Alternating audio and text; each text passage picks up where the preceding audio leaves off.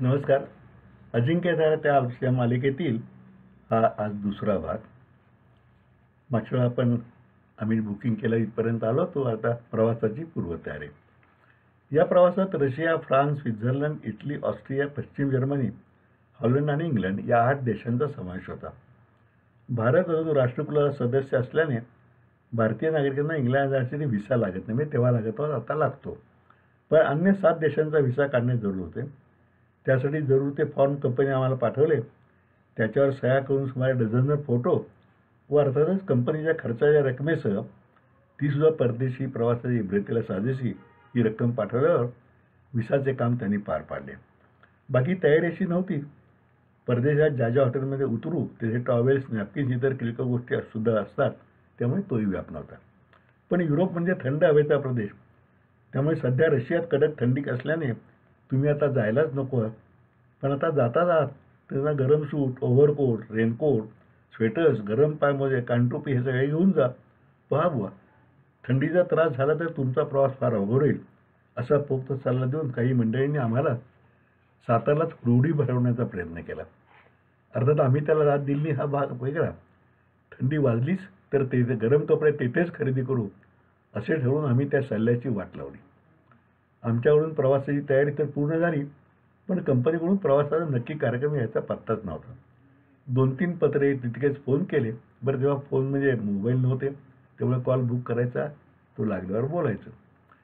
पण व्यर्थ, म्हणजे एस टी डी नव्हतं तेव्हा.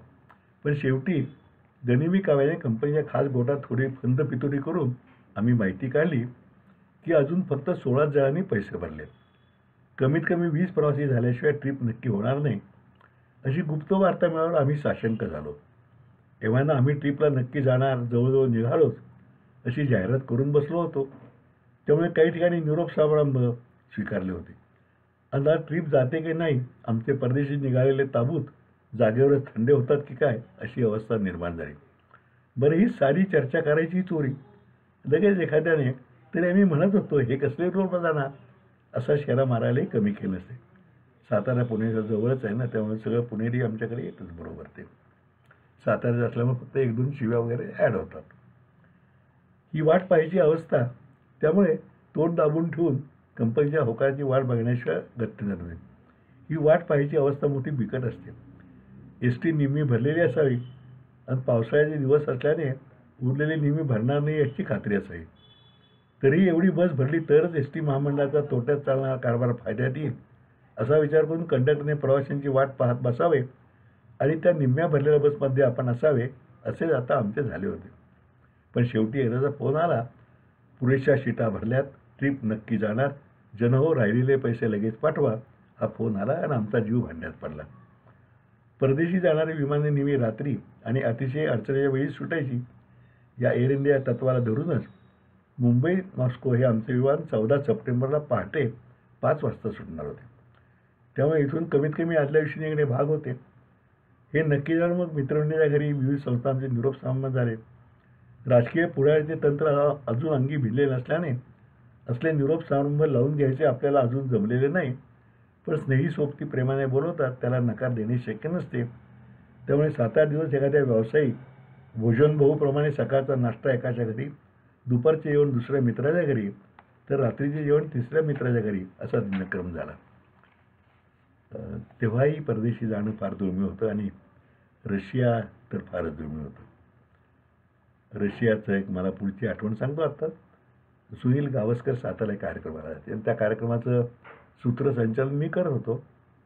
आधी त्यांना भेटल्यानंतर थोडा वेळ बोलणं झालं आणि त्यात रशियाचा विषय निघाल्यावर आता तेव्हा मी त्यांना हे पुस्तक भेट दिलं. तर ते म्हणले, अरे रशियाला तुम्ही जाऊन आला, मी सुद्धा कधी गेलो नाही. मी तेव्हा गेलो, नंतर गेले असतील. तर मी चावटपणा ना अंगात असलेला मी म्हणलं, बरोबर रशियात क्रिकेट कुठं खेळतात ना, म्हणून तुम्ही गेला नाही. असो, आमच्या आमचे सगळे जेवणं बघून आमच्या पिताजींनी परदेशी जाण्यापूर्वी पोट बिघडे असा इशारा दिला. एक मात्र खरे की अशा प्रसंगाने आपण जोडलेली माणसे किती आहेत याचा पडताळा मिळतो, जो एक सुखद अनुभव असतो.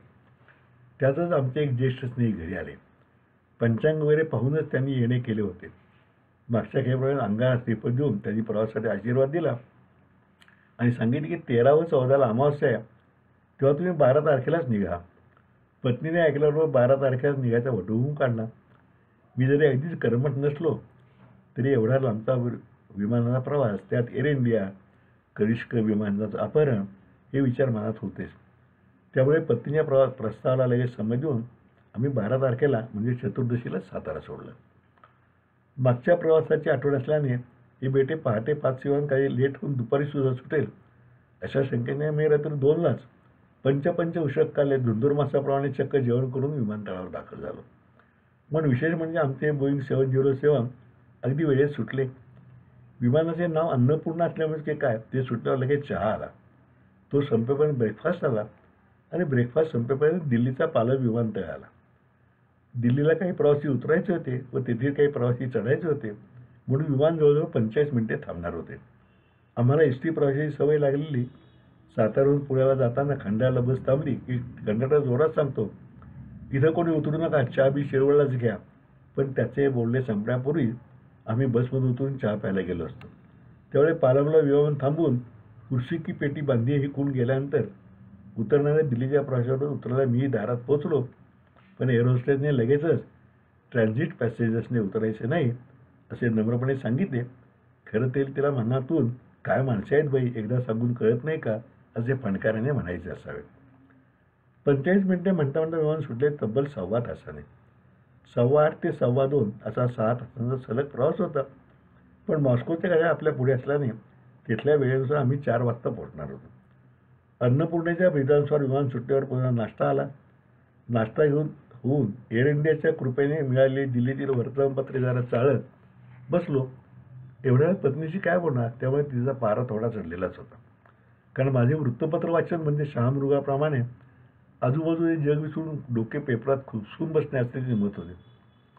काय जिल्हा बँकेच्या निवडणुकी बातमी आहे का, असा तिचा तिरकस प्रश्न ऐकल्यावर मी होय, नॅशनल हेराल्डमध्ये 30 बातमी आहे, पण साताऱ्यापासून जालंधर जिल्हा बँकेची, मात्र तेथेही काँग्रेस आईच्याच 2 गटात सुंदोबसुंदी चालू आहे असं ठाणकावून प्रतिटोला दिला व पुन्हा पेपरकडे वळलो.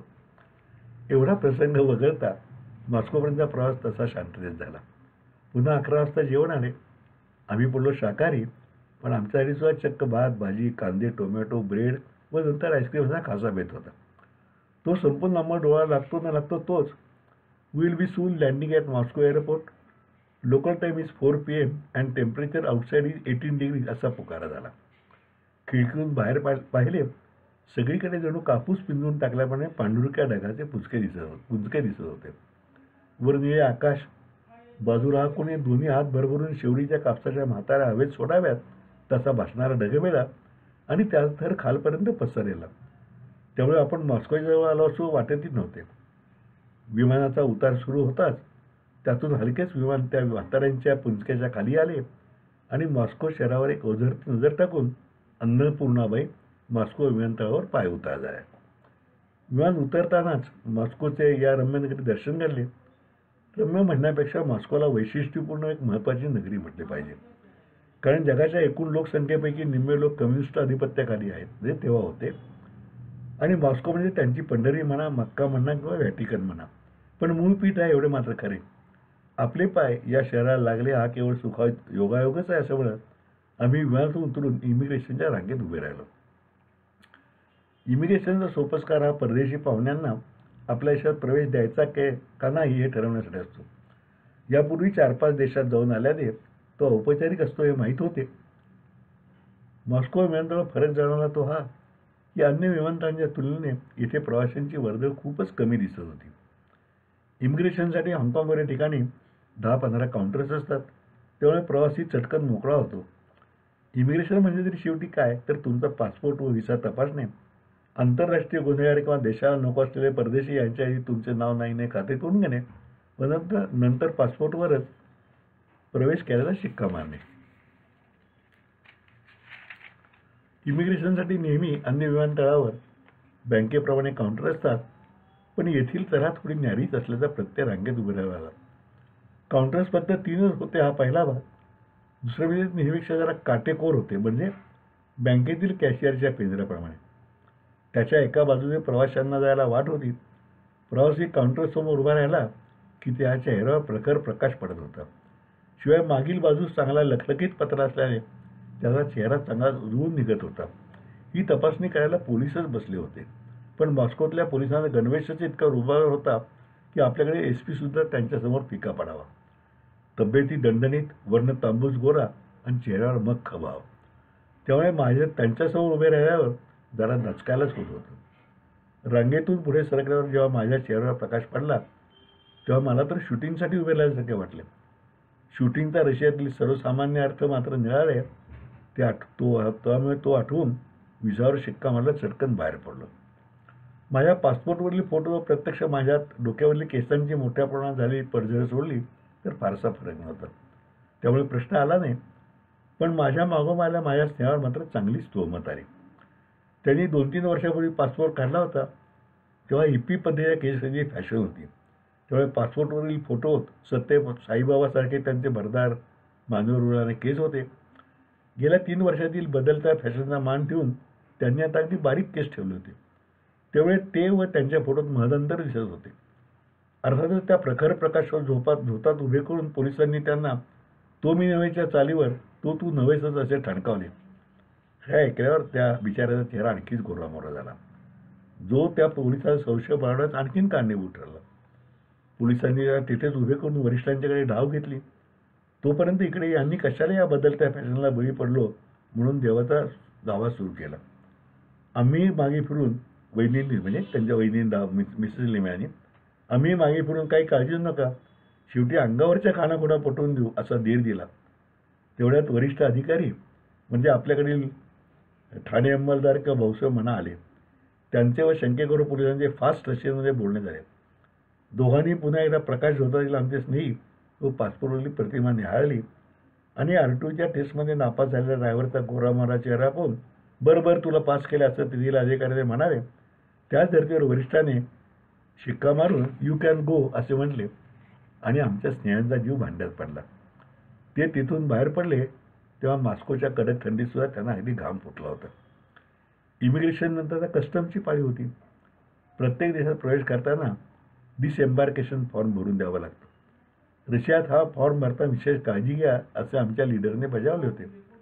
त्या फॉर्ममध्ये नाव, पासपोर्ट नंबर, किती दिवस कोठे राहणार याबरोबरच तुमच्याकडे किती परदेशी चलन म्हणजे डॉलर्स, रशियन रुबल्स व अन्य काही सोन्याचे दागिने वगैरे मौल्यवान जिन्नस आहेत ते लिहायचे होते. तो फॉर्म अगदी खराखुरा भरा असे त्याने बजावून ठेवले होते. आमच्याकडे भारत सरकारच्या कृपेने प्राप्त झालेले अन्य चलन नव्हते. बोटातील एकुलती एक सोन्याची अंगठी मी जी लग्नात सासऱ्याने दिली होती तीही नमूद केली. अनेक प्रवासी ज्यादा चलन बरोबर नेतात ते अनधिकृत असले तरी नमूद करा असा सल्ला त्या लीडरचा होता. कारण नमूद केल्यापेक्षा जास्त काही तुमच्यावर सापडले तर फार अडचणीत याल असा धोक्याचा इशाराही त्यांनी दिला होता. तेव्हा हे सगळे फॉर्ममध्ये व्यवस्थित भरून आम्ही कस्टमच्या रांगेत नंबर लावला. रांग म्हणले की ती हळू पुढे सरकायची हा नियम तेथे होताच. आमच्या टूर लीडर जॉनने दिलेला सल्ला किती महत्त्वाचा होता याचा प्रत्यय आम्हाला लगेच झाला. आमची रांग अजिबातच पुढे सरकत नव्हती कारण आमच्या रांगेतील पहिल्याच प्रवाशाचा घोळ झाला होता. फॉर्ममध्ये इथे सर्व माहिती बरोबर भरली असली तरी गळ्यातील लॉकेट लिहायचे तो विसरला होता. त्यामुळे कस्टमायने ते सर्व तपासणी झाल्यावर आता कसं पकडलं पॉइंटरच्या थाटात व्हॉट अबाउट गोल्डन चेन असा प्रश्न विचारला. त्याने विचार आहोत ती फक्त 1.5 तोळ्याची म्हणून मी चुकून लिहिली नाही सांगून पाहिले. पण तेवढ्याचे प्रश्न मिटाना. मग कस्टमचे भाऊसाहेब आले. तुम्हा लोकांना वाचून काही कळत नाही का असा तुच्छदर्शक चेहरा करून त्या प्रवाशाला घेऊन ते ऑफिसमध्ये गेले. तोपर्यंत रांग ठप्पच. ऑफिसमधील संवाद ऐकू येत नव्हता पण काचेतून त्या प्रवाशाचा अर्धवी चेहरा मात्र दिसत होता. शेवटी त्याच्याकडून मी हे सोने लिहिलेली ही मोठी चूक झाली ती मान्य करतो वगैरे वगैरे कबुली जबाब लिहून घेण्यात आला आणि मगच त्याची सुटका झाली. आणि मग रांगी आमची पुढे सरकू लागली. एखाद्या प्रवाशाची भरपूर तपासणी केली म्हणजे इतरांच्यावर योग्य तो सुपरिणाम होतो या अनुभवशुद्ध तत्वाने मग आमच्या रांगेतील इतरांनी आपापले फॉर्म पुन्हा एकदा तपासले. अय्या माझ्या कानातील हिऱ्याच्या कुड्यात मी लिहायच्या विसरले की असे म्हणून आमच्या मागील एका युवतीने आपल्या हिऱ्याच्या कुड्या तमाम ग्रुपच्या नजरेस आणून दिल्या.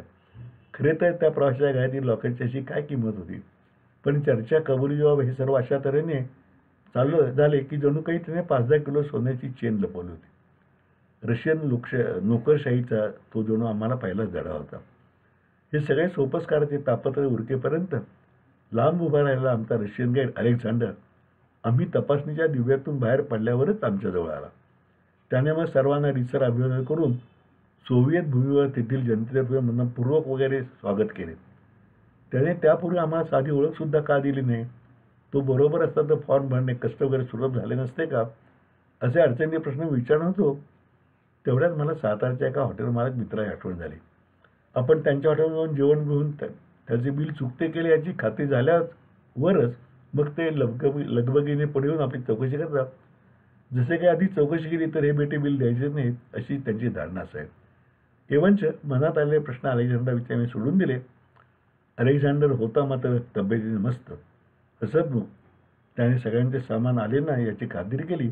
बसमध्ये चढवले आणि आमची 722 नंबरची बस विमानतळावरून मॉस्को शहराकडे निघाली. आज इथेच थांबूया. हॉटेल बेलग्रेड 2 असं आमचं हॉटेल होतं. तो भाग पुढच्या भागात. तोपर्यंत नमस्कार.